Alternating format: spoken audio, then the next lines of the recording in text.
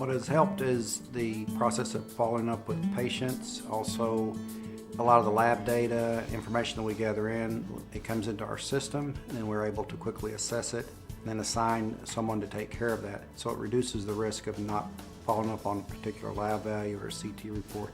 And it's all well documented. You're not having to write on pieces of paper and then scan it in and things like this. It's all within the system.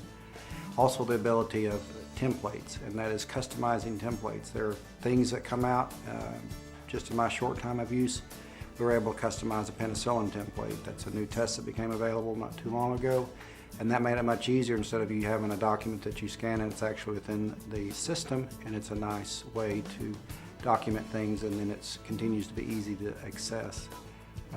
So there are a number of ways that it makes it better. The front office package, I think, is a very nice system, integrates very well with the back, and then therefore at the end of the visit you have easy accessibility on building out.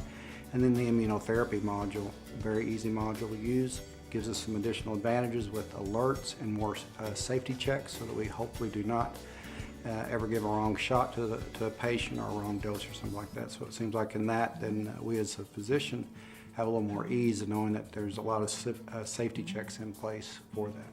My favorite features would be the My Task, because there's always a fear of not catching something or something that gets dropped and you don't get somebody a report back about the results of a CT or certain labs that are critical or certain tests that should be done. And so with My Task, and that is, there's always a trail. You send it to a nurse, it should have been done, or you've gotten it, it's sitting there. It doesn't tend to get dropped. So that, I think, is one of the really nice features. I like the lab interface. I mean, it brings the labs in, you've got comparative data there so you can kind of compare things that are important to us as allergists.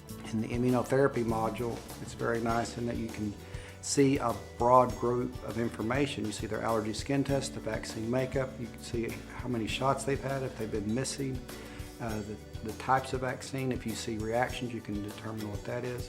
With IMS, as compared to the previous system that I had, I think we were probably 80% more efficient. Just from what you were able, it took a lot of work previously trying to make sure you didn't get things to drop. And with this system, I think, again, you're pretty assured that you've gotten things taken care of and that you haven't dropped something that is not going to be completed.